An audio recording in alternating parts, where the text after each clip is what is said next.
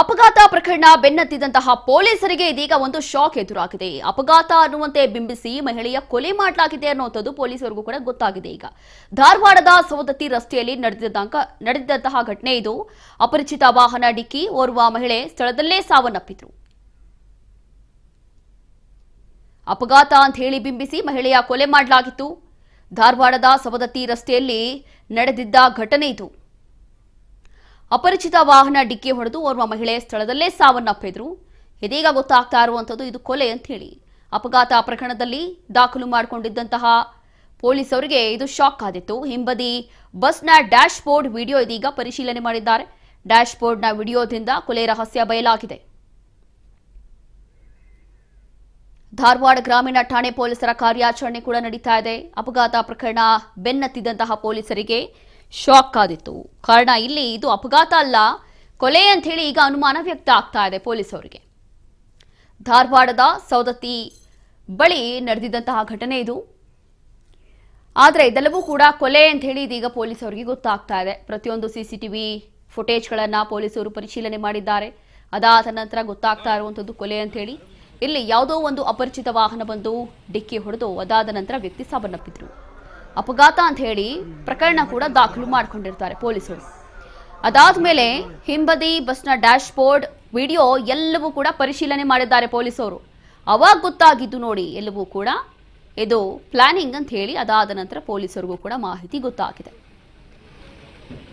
ಅಪಘಾತ ಪ್ರಕರಣ ಬೆನ್ನತ್ತಿದಂತಹ ಪೊಲೀಸರಿಗೆ ಇದು ಶಾಕ್ ಆದಿತ್ತು. ಅದರಲ್ಲೂ ಕೂಡ ಅಪಘಾತ ಅಂತ ಹೇಳಿ ಬಿಂಬಿಸಿದ್ರು. ಅಪಘಾತ ಇರಬಹುದು ಅಂತ ಹೇಳಿ. ಪತ್ನಿಯ ಹತ್ಯೆಗೆ ಸುಪಾರಿ ನೀಡಿದ್ದಂತಹ ಪತಿರಾಯ ಲಲಿತಾ 43 ವರ್ಷ, ಕೊಲೆಗೆ ಸುಪಾರಿ ನೀಡಿದ್ದಂತಹ ಉದಯ ಹತ್ತರಗಿ, ಧಾರವಾಡ ತಾಲೂಕಿನ ಸೋಮಾಪುರ ಗ್ರಾಮದ ಮಹಿಳೆಯರು. 2000ರಲ್ಲಿ ಉದಯನನ್ನ ಮದುವೆಯಾಗಿದ್ದಂತಹ ಲಲಿತಾ 10 ವರ್ಷಗಳಿಂದ ಹದಗೆಟ್ಟಿದ್ದಂಥ ಇಬ್ಬರ ನಡುವಿನ ಸಂಬಂಧ. ಪತಿ ಆಸ್ತಿಗಾಗಿ ಕೋರ್ಟ್ ಮೊರೆ ಹೋಗಿದ್ದಂತ ಲಲಿತಾ. ನೋಡಿ, ಇದೆಲ್ಲವೂ ಕೂಡ ಫೈನಲಿ ಗೊತ್ತಾಗ್ತಾ ಇರುವಂತದ್ದು ಆಸ್ತಿ ವಿಚಾರಕ್ಕೆ ಆಗಿರುವಂತ ಕೊಲೆ ಅಂತ ಗೊತ್ತಾಗ್ತಾ ಇದೆ. ಪತಿಯ ಆಸ್ತಿಗಾಗಿ ಕೋರ್ಟ್ ಮೊರೆ ಹೋಗಿರ್ತಾರೆ. ಅದಾದ ನಂತರ ಅಪಘಾತ ಅಂತ ಹೇಳಿ ಮೊದಲನೇದಾಗಿ ಗೊತ್ತಾಗುತ್ತೆ.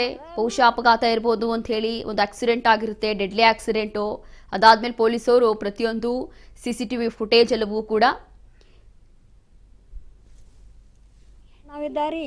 ಈಗ ದೊಡ್ಡ ಮಗಿದ್ದ, ಅದಕ್ಕೆ ಆಕಿನ ಅವನ್ನ ಯಾಕೆ ಕರೆಸ್ತಿ ಅಂತ ನಮ್ಮ ಮಗನ ನಾವು ಕೂಡ ಜಗಳ ಮಾಡಿದ ಕರೆ ರೀ. ಮತ್ತು ಅವ್ನಿಗೂ ಜೋಡಿ ಬರೋಂಗಿಲ್ಲ ಅವ್ ನಮ್ಮ ಮನೆಗೆ ಅಂತೇಳಿ. ಆಕ್ಸಿಡೆಂಟ್ ಆದ ದಿನ ನಾ ದವಾಖಾನ್ಯಾಗ ಅದೇನಿ ರೀ. ದವಾಖಾನ್ಯಾಗ ನಂದಾಗ ಇತ್ತು ರೀ, ಆರಾಮಿಲ್ಲಂಗಿತ್ತಲ್ಲ. ನಾನು ದವಾಖಾನ್ಯಾಗ ಇದ್ದೆ ರೀ. ನಾನು ಆಕೆ ಅಲ್ಲಿ ಅದಾಳು ಸತ್ತಾಳು ಅಂತೂ ನನಗೆ ಗೊತ್ತಿಲ್ಲ ರೀ. 5:15 ಸುದ್ದಿ ಹೆಚ್ಚಾರ ರೀ ನನಗೆ. ಮೊದಲ ಆರಾಮಿಲ್ಲ ಅವ್ರಿಗೆ ಹೇಳ್ಬೇಡ್ರಿ ನಮ್ಮ ಅವ್ಗಂತ ನನ್ನ ಹೆಣ್ಮಕ್ಳು ನನ್ನ ಗಂಡು ಮಗ ಹೇಳಿಸ್ಕೊಟ್ಟಿಲ್ಲ ರೀ ಅವಂಗೆ. ಫೋನ್ ಮಾಡಿ ಕರ್ಸೋಣ ಅನ್ನೋದು ನಮಗೆ ಗೊತ್ತಿಲ್ಲ. ನಾನೇ ಇಲ್ರಿ 15 ದಿವ್ಸ ಮನೆಯಾಗಿಲ್ಲ ರೀ. ನಾ ದೊಡ್ಡ ಮಗಳ ಕಡೆ ಇದ್ದೆ ರೀ. ನಾನು ದೊಡ್ಡ ಮಗಳ ಕಡೆ ಇದ್ದಾಗ ಇಲ್ಲೇ ಏನೇನು ಮಾಡ್ಯಾರ ಅನ್ನೋದು ಅವ್ರಿಬ್ಬರದು ಕಥಂತ್ರ ನನಗೆ ಗೊತ್ತಿಲ್ಲ ರೀ. ಊರು ಹೊರಗೆ ಬರೋವಂತ್ರಿ. ಊರು ಹೊರಗಿಂದನ ಮಾತಾಡಿ ಕುಂತು ಎದ್ದು ಹೋಗವ. ಇಲ್ಲಿ ಒಂದು ಹೊಲ ಐತ್ರಿ ನಮ್ಮ ಹೊಲ. ಆ ಹೊಲಕ್ಕೆ ಬರವ, ಅಲ್ಲಿ ಮಾತಾಡಿ ಅಲ್ಲಿ ಎದ್ದು ಹೋಗವ. ಮುಂದೆ ಮಾರಾಡಿಗೆ ಕತ್ರಿ ಕರ್ಕೊಂಡು ಹೋಗವ, ಅಲ್ಲಿ ಮಾತಾಡವ. ಈಗ ನಮ್ಮ ಮನ್ಯಾಗ ಬರೀ ಸುಳ್ಳು ಹೇಳಿದಾಳ ನೋಡ್ರಿ. ಏನು ಹೇಳ್ಯಾಳೆ, ನಾ ದವಾಖಾನಿಗೆ ಹೋಗ್ಬೇಕು, ನಾನು ಅಲ್ಲಿ ಹೋಗ್ಬೇಕು, ನಾನು ಇಲ್ಲಿ ಹೋಗ್ಬೇಕು, ಇದನ್ನು ಮಾಡ್ಯಾಳ ನೋಡ್ರಿ ಆಕೆ. ಈಗ ಒಂದು ತಿಂಗಳ ದಿನದಿಂದ ಇತ್ತಿತ್ತಾಗ ನಾನು ಮೊದಲು ಫೋನ್ಯಾಗ ಅವ್ರಿ ಅಲ್ಲಿ ಇಲ್ಲಿಂದ ಈಗ ಏನು ಕೇಸಿಗೆ ಹೆಂಗೆ ಲಗಿತ್ ಬರ್ತದಲ್ಲ ಅಲ್ಲಿಂದ ಜೋರು ಮಾಡೀನಿ ರೀ ಅವ.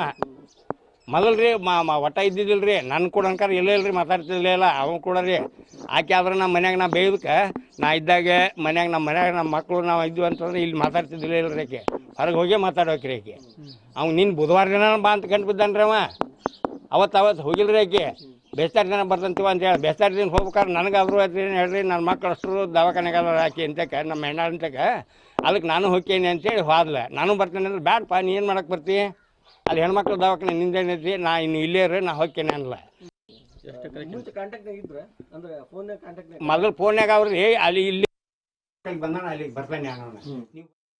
ಇಲ್ಲಿ ಗೊತ್ತಾಗ್ತಾ ಇರುವಂತದ್ದು ಇದೆಲ್ಲವೂ ಕೂಡ ಆಸ್ತಿಗಾಗಿ ನಡೆದಿರುವಂತಹ ಕೊಲೆ ಅಂತ ಹೇಳಿ. ಅದರಲ್ಲೂ ಕೂಡ 2000 ಇಸ್ವಿಯಲ್ಲಿ ಮದುವೆ ಆಗಿರ್ತಾರೆ ಇಬ್ರು ಕೂಡ. ಅದಾದ ನಂತರ ಆಸ್ತಿಗೆ ಜಟಾಪಟಿ ಶುರುವಾಗುತ್ತೆ, ಅವರಲ್ಲೇ ಗೊಂದಲ ಶುರುವಾಗುತ್ತೆ. ಆ ಒಂದು ಸಂಸಾರ ಅಲ್ಲೇ ಆ ಒಂದು ಸಂಸಾರದ ನೆಮ್ಮದಿ ಕೂಡ ಹಾಳಾಗುತ್ತೆ. 10 ವರ್ಷದಿಂದ ಇಬ್ಬರ ನಡುವಿನ ಸಂಬಂಧ ಹಾಳಾಗಿತ್ತು. ಹಾಗಾಗಿ ಪತಿ ಆಸ್ತಿಗಾಗಿ ಕೋರ್ಟ್ ಮೊರೆ ಹೋಗಿದ್ರು. ಮತ್ತಷ್ಟು ಮಾಹಿತಿಯನ್ನ ಕೊಡ್ತಾರೆ ನಮ್ಮ ಪ್ರತಿನಿಧಿ ನಾಗರಾಜ್. ಹಲೋ. ಇಲ್ಲಿ ಗೊತ್ತಾಗ್ತಾ ಇರುವಂತದ್ದು ಆಸ್ತಿಗೋಸ್ಕರ ಈ ಕೊಲೆ ಆಗಿದೆ ಅಂತ ಹೇಳಿ ಗೊತ್ತಾಗ್ತಾ ಇದೆ. ಇನ್ನು ಪ್ರಮುಖವಾಗಿ ಕಾರಣ ಏನಿರ್ಬೋದು? ನಿಜವಾಗ್ಲೂ ಆಸ್ತಿಗೋಸ್ಕರ, ಅದರಲ್ಲೂ ಕೂಡ ಗಂಡ ಹೆಂಡತಿ ಆಗಿದ್ರು, ಇಬ್ರು ಕೂಡ ಗಂಡ ಹೆಂಡತಿ ಆಗಿದ್ರು ಕೂಡ ಈ ರೀತಿಯಾದಂತ ಗೊಂದಲ ಯಾಕೆ ಅಂತ? ರೋಶಿನಿ, ಏನಂತಂದ್ರೆ ಉದಯ್ ಹತ್ತರಿಕೆ ಎಂಬುವರು ಧಾರವಾಡ ಜಿಲ್ಲೆಯ ನರೇಂದ್ರ ಗ್ರಾಮದ ನಿವಾಸಿ ಹಾಗೂ ಲಲಿತಾ ಎಂಬ ಸೋಮಾಪುರಿ ಯುವತಿಯನ್ನು ಮದುವೆ ಇರ್ತಾರೆ. 2000 ಇಸ್ವಿಯಲ್ಲೇ ಮದುವೆ ಇರ್ತಾರೆ, ಮದುವೆ ಇರ್ತಾರೆ. ಈ ಕಳೆದ ಒಂದು 10 ವರ್ಷಗಳಿಂದ ಇಬ್ಬರದಲ್ಲಿ ದಾಂಪತ್ಯದಲ್ಲಿ ಬಿರುಕು ಉಂಟಾಗಿರ್ತದೆ. ಹೀಗಾಗಿ ಅದು ಕೋರ್ಟ್ ನಲ್ಲಿ ಅಂತಿಮ ವಿಚಾರಣೆಗೆ ಬಂದಿರ್ತದೆ. ಆ ಟೈಮಲ್ಲಿ ಲಲಿತಾಂಬವರು 2 ಎಕರೆ ಹೊಲವನ್ನು ಅವರು ಕೇಳ್ತಾರೆ.